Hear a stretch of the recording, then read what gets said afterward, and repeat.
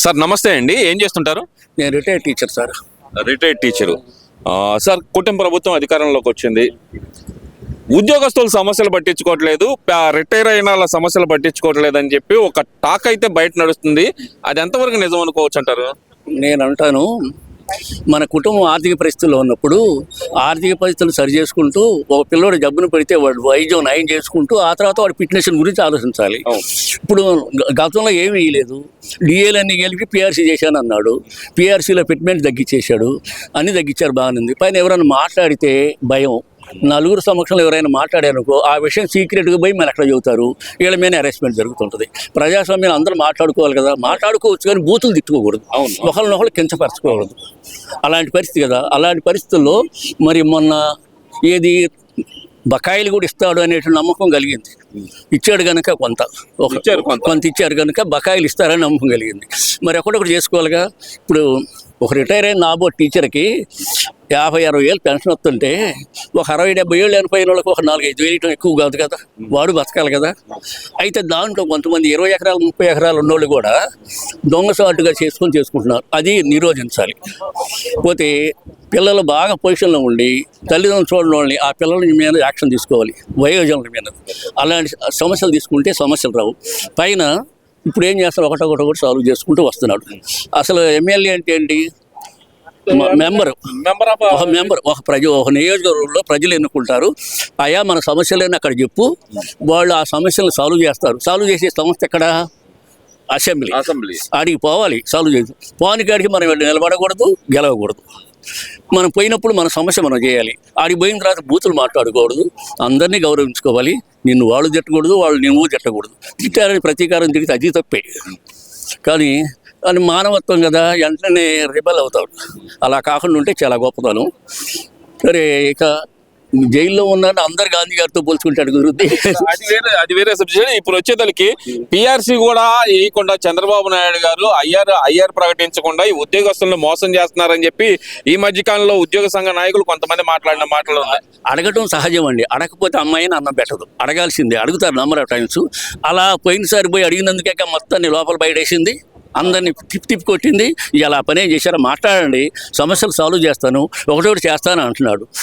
చేయకుండా చేస్తాడు, కానీ ఆడున్నటువంటి పరిస్థితి చూసుకోవాలి కదా. కుండలో ఇంత అన్నం ఉందండి, 4 బిడ్డలు వచ్చారు, నాకు ఒకటికే పెట్టామంటే ఎలా పెడతారు? అందరికీ తలా కష్ట పెట్టాలి కదా. మొత్తం అన్నం అనేది 4 పంచాలి కదా, అది అసాధ్యం. మరి అలా చేయకపోతే అది తప్పు కదా. ఎప్పుడైనా చెబుతారు, రామాయణంలో చెబుతాడు, అవని విభుడు నేరుపరి అయిన శరించిన పనులన్నీ చేకురు వారి చేతనే, ప్రవిమల నీతిచాలియగు రాముని కార్యంబు మరకటంబులే తవిలియనొప్పవే, జలధి దాటి సురాసురుల నుంచి భాస్కర అన్నాడు. పరిపాలించేటువంటి వ్యక్తి సమర్థుడైతే అందరూ నా పిల్లలు అనుకుంటే అది ఒకేసారి కాదు, క్రమేణా అవుతుంది. అందుట్లో అనుమానమే లేదు. కానీ అడగటం సహజం, రావాల్సినవి ఉన్నాయి, బకాయిలు ఉన్నాయి కనుక అడగటం సహజం, అడగాల్సిందే. అడగని అమ్మాయిన పెట్టదు, కానీ ఆయన ఒకటి సర్వ్ చేసుకుంటూ వస్తాడనే నమ్మకం అయితే నాకైతే ఉంది. ఇప్పటికైతే నమ్మకం వచ్చిందంటారు మీకు? బాబు, చాలా మంది నాతో తిరిగేటువంటి టీచర్స్ కూడా, ఎంప్లాయీస్ కూడా, ఇది మొండి పద్ధతులు కాదు. మున్సిపల్ ఆఫీసులో పోయి కూడా అడిగా నేను, మొండి పద్ధతులు కాదండి, మన వచ్చే పద్ధతులేనండి, కాకపోతే కొంచెం వెనకాల ముందు అవుతాయి. అంటే గత 5 సంవత్సరాలకి ఇప్పటికి మీరు గమనించిన తేడా ఏముంది సార్? ఏంటంటే స్వేచ్ఛగా మాట్లాడుకోవచ్చు, అట్టాగని బూతులు తిట్టుకోకూడదు. వాక్ స్వాతంత్రం ఉంది కాబట్టి వాక్ స్వాతంత్రాన్ని స్వాతంత్రంగానే ఉపయోగించుకోవాలని బూతులతో మాట్లాడుకోకూడదు. ఇలా అలా మాట్లాడుకునేట్లు అవకాశం ఇచ్చారు. నాబోటి సామాన్యుడు వచ్చి మీ దగ్గర మాట్లాడేట్టు దాని అర్థం ఏంది? ఇదివరకు మాట్లాడితే నన్ను ఎక్కడో లోపల వేసేవాళ్ళే. అలాంటి స్వేచ్ఛ ఉంది కనుక సరిపోయింది. సార్, ఇప్పుడు రాష్ట్రంలో పరిస్థితులు అసలు ఏం బాగలేవు. విద్యా వ్యవస్థని సంపూర్ణంగా నాశనం చేస్తుంది కూటమి ప్రభుత్వం. మేము ఉన్నప్పుడు దాన్ని అభివృద్ధి పదంలోకి తీసుకెళ్లాము అని చెప్పి జగన్మోహన్ రెడ్డి గారు పదే చెప్తున్నారు కదా, అందులో వాస్తవం ఎంత ఉందనుకోవచ్చు అంటారు? సారు గురిజాడు ఎప్పుడు, ఏ దేశం ఎగినా ఎందుకు కాలినరా పొగడరా నీ తల్లి భూమి భారతని, నిలుపురా నీ జాతి నిండు గౌరవం. ముందు మాతృభాష ప్రతి ఒక్కడే ముఖ్యమండి. భారతదేశంలో ఎన్ని భాషలు ఉన్నాయి, ఎన్ని మతాలు ఉన్నాయి, ఎన్ని కులాలు ఉన్నాయి, అందరూ సమానంగా చూసుకున్నారు కదా. ఏ ఇతర దేశాల్లో హిందూ గురించి మాట్లాడితే సహిస్తారా? ఇక్కడ అలాంటిది లేదు, మత సామరస్యం ఉంది, అన్నీ సమానంగా ఉంటున్నాయి. కాబట్టి అలాంటి ఇప్పుడు వాళ్ళు క్రమేణా ఒకటొకటి చేసుకుంటూ వస్తూ ఉన్నారు. కాబట్టి దాని గురించి మనం సందేహించబడాల్సిన లేదు.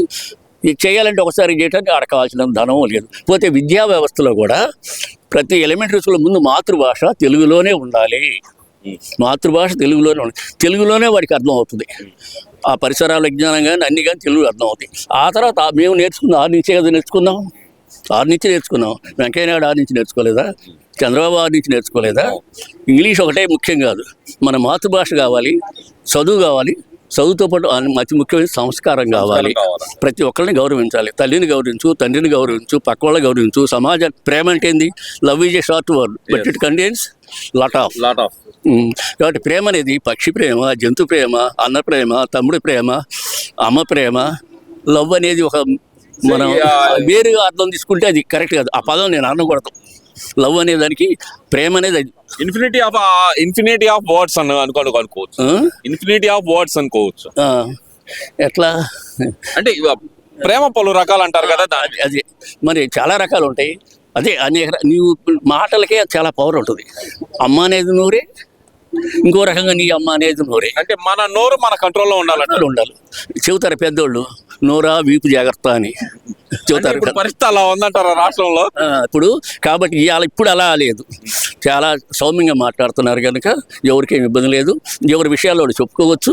చెప్పుకున్న దాన్ని ఎంతవరకు సాల్వ్ చేస్తారంటే అక్కడ ఉన్నటువంటి ట్రెజరీ విధానాన్ని బట్టి చేయగలరు. కానీ ఎక్కడో తీసుకొచ్చి మళ్ళీ ఇంకా అప్పులు చేసి చేయలేరు కదా. అటు అభివృద్ధి చేసుకోవాలి, అభివృద్ధిలోంచి వచ్చినటువంటి ఫలాల్ని పెట్టాలి. కానీ అప్పులు చేసి పెడితే మళ్ళీ అప్పులు కుప్పే అవుద్ది. సార్ ఇక్కడ ఇంకో విషయం కూడా ఏంటంటే కనుక మేము ఉన్నప్పుడు ఉద్యోగస్తులు ఫ్రెండ్లీగా ఉన్నాం. మేము ఈ కూటమి ప్రభుత్వం వచ్చిన తర్వాత ఉద్యోగస్తులను దూరం నెట్టేస్తున్నారని చెప్పి జగన్మోహన్ రెడ్డి గారు చెప్తున్నారు కదా సార్. అది ఎక్కడ ఉంచారు సార్? ఉపాధ్యాయుల్ని బార్లు కాడ కాపలా పెట్టారు కదా సార్. దొడ్డు తొడవమన్నారు కదా సార్. ఉపాధ్యాయుల్ని బార్లు కాడ కాపలా పెట్టారు, దొడ్డు తొడవమన్నారు. ఇంకా అంతకన్నా ఏం చేస్తారు? ఇంకా సమాజంలో గౌరవం ఏడు ఉంది? ఉపాధ్యాయుడి గౌరవం ఏడు ఉంది? ఉపాధ్యాయుడు అంటే ఆది గురువు కదా. ఏ డాక్టర్ అయినా ఎవరైనా ఇక్కడి నుంచి నేర్చుకొని పోవాల్సిందే కదా. మరి వాళ్ళకే గౌరవం లేకపోతే వీళ్ళు ఏం చేస్తారు? తిరగబడి కొట్టగలరా? మాట్లాడలేరు కదా. అసలు ఉపాధ్యాయ సమస్యలనే పట్టించుకోవట్లేదు కూటమి ప్రభుత్వం అంటున్నారు. పోతే మొన్న మరి ఎట్టిచ్చాడు? ఎప్పుడుదో జగన్మోహన్ రెడ్డి గారి ప్రభుత్వం నాటి డిఏ ఎరియర్ ఎట్లా ఇచ్చాడు? ఆయన ఇచ్చాడు కదా. మళ్ళీ ఇస్తానంటున్నాడు కదా. నేను వాళ్ళతో సమావేశాలు చేస్తున్నాడు కదా. రమ్మంటున్నాడు, మాట్లాడమంటున్నాడు కదా. అరే ఎందుకు వచ్చారు అని తిట్టడం లేదు, వాళ్ళని గౌరవిస్తున్నాడు కదా. అయితే వీళ్ళు కూడా అనేక సార్లు అడగాల్సిందే. అడగకపోతే ఆయన వేరే వాళ్ళ దృష్టి మీద ఉంటాడు. ఓకే సార్, ఇదంతా ఒక ఎత్తు అయితే కనుక ఈ కూటమి ప్రభుత్వం వచ్చిన తర్వాత రాష్ట్రంలో అరాచకం పెరిగిపోయింది, అన్యాయం పెరిగిపోయింది, ప్రశ్నించే గొంతుకలను అనగదొక్కటం మొదలైంది అంటున్నారు కదా సార్. ప్రశ్నించే వాళ్ళు మెంబర్స్ ఉన్నారు కదా, అసెంబ్లీలో పోయి మాట్లాడండి, సమస్యలు లేవనెత్తండి, మీ సమస్య సాల్వ్ చేయండి.